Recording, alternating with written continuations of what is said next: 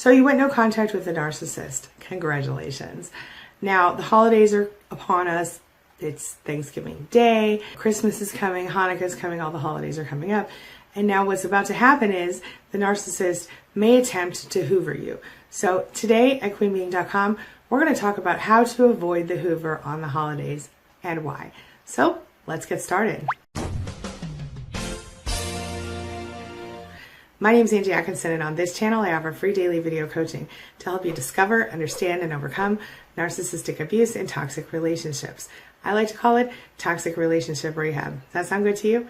If so, hit that subscribe button and let's get going. So whether you're still in a relationship with a narcissist or you've already left it, regardless of what the nature of the relationship was, chances are there are times that you find yourself feeling weak. And this is primarily due in part to the narcissist's behaviors and attitudes about things. We might feel weak, almost powerless to resist their charms, even when we know better. One of those times is during the narcissistic hoovering phase. So what is hoovering anyway? Just for those of you who don't know, the hoovering technique was named after the famous vacuum cleaner, as you might have suspected. And it's one of the many common manipulation tactics used by narcissists. It's basically when a narcissist sucks you back into the relationship after they've gone no contact or after they have discarded you, whether that was intentional or otherwise, and often after you have chosen to go no contact. They suck you back into the relationship or some version of it. It often begins innocently enough, sort of subtly, but it always happens with just one target, and that is to regain control of you in the relationship. Whether it's because they want you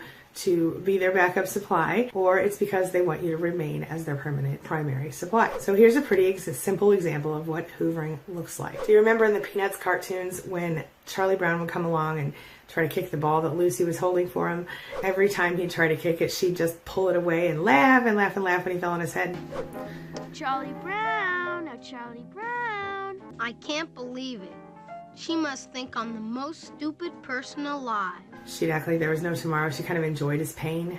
Well, Charlie Brown did what any kid would. He would stop trusting her to hold the ball. But inevitably, Lucy would promise every time that this time, she'd really let him kick that ball. Hold it! Ha! You'll pull it away and I'll land flat on my back and kill myself.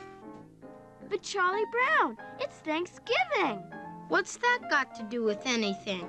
Well, one of the greatest traditions we have is the Thanksgiving Day football game. And the biggest, most important tradition of all is the kicking off of the football. Is that right? Absolutely. Come on, Charlie Brown. It's a big honor for you. And inevitably, she'd pull it away at the last second, and she'd bust out laughing again as he fell. Well, if it's that important, a person should never turn down a big honor. Maybe I should do it. Besides, she wouldn't try to trick me on a traditional holiday. This time I'm gonna kick that football clear to the moon! Hoovering usually begins after the devalue and the discard phases, when the silent treatment stops giving the narcissist pleasure, and when they're ready for more of that supply that you've been so good at giving them for all these months or years. Or it'll start when the narcissist knows that you're left or you're leaving and they fear that you won't return, because they like your supply. The thing is, it's especially prominent on the holidays because people are lonely. Not just narcissists reach out to old exes on the holidays, my friend. The idea is that the narcissist needs to reestablish contact with you in order to re-engage you for the narcissistic supply that you've been so good at providing all this time. This is a dangerous tactic, my friend, because once the narcissist gets their foot in the door, you often find yourself being love-bombed and hearing promises of brighter days ahead. Everything's going to be awesome. But just like poor Charlie Brown, you're bound to fall again. So how are you going to deal with a narcissist hoovering today? If you're still stuck in that relationship, might as well just let it happen, but keep some safeguards in place. So first of all, don't take the bait, because if you do, you might end up allowing the narcissist to cross your boundaries, and you'll end up settling for less than you really deserve in the long run. Plus, you don't want to allow yourself to start doing the things that you wouldn't normally do in order to please the narcissist again, and you don't want to stop taking care of yourself in favor of the narcissist's needs. Most importantly, you don't want to give up your own independence. But in general, if we're talking about regular hoovering where they're trying to suck you back in on a holiday, let's go with this, all right? The first thing you need to do is make sure that your boundaries are firmly in place. Don't let them be changed or broken during the holidays. It is too easy to give in right now, right? Because we're all feeling kind of lonely. Don't do it. Number two, if you've put safeguards in place or consequences in place due to the narcissist's bad decisions, keep those in place even and especially during hoovering, especially during the holidays. Know that this phase is going to end. Know that you're going to be back to normal with the narcissist at some point. This is just a temporary attempt the narcissist is making to suck you back in. Don't believe me?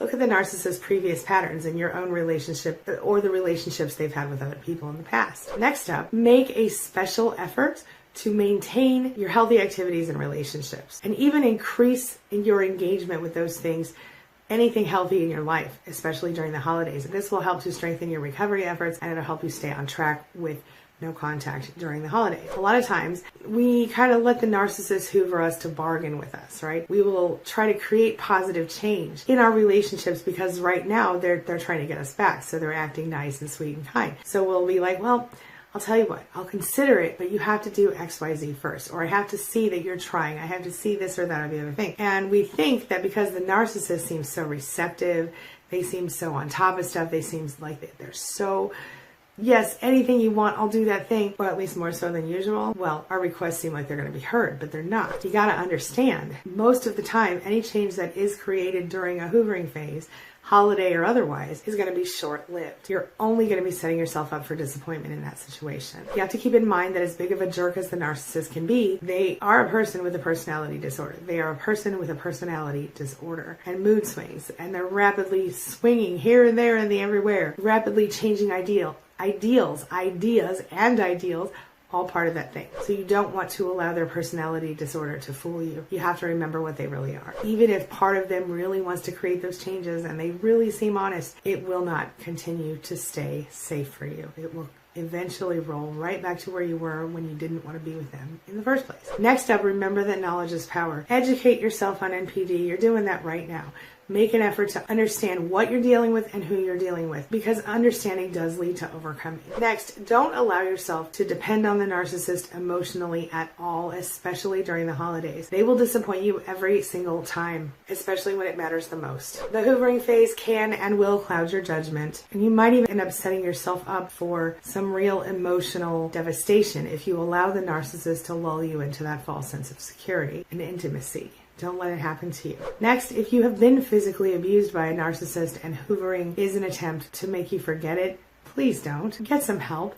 Check out the emergency domestic violence page at queenbeeing.com. Contact your local authorities, whatever you need to do. Get a restraining order. Stay the hell away from that person, even on the holidays. Finally, understand this deal for what it is. The narcissist doesn't love you. The narcissist is not capable of actual love, except maybe, and I don't even know for sure that they would love themselves. I think most narcissists hate themselves, and that's kind of why they secretly are who they are. The fact is you're just a pawn in the narcissist game, and right now the game is I don't want to be lonely on the holiday. So get off the roller coaster, my friend. Go or stay no contact or low contact. If you aren't able to completely cut all contact, try the gray rock method. It works. The bottom line is, the one thing that you can count on with a narcissist is that they do not change. They might get better at hiding their true selves for a while, and they might pretend to change for a while to get you back, and you might really believe them, but they never actually change, at least not in my experience, not in my research, and not in anybody else's experience who's ever spoken to me about it. Now this brings me to the question of the day, and the question of the day is, have you been hoovered before? Have you been hoovered on a holiday? How did you deal with it?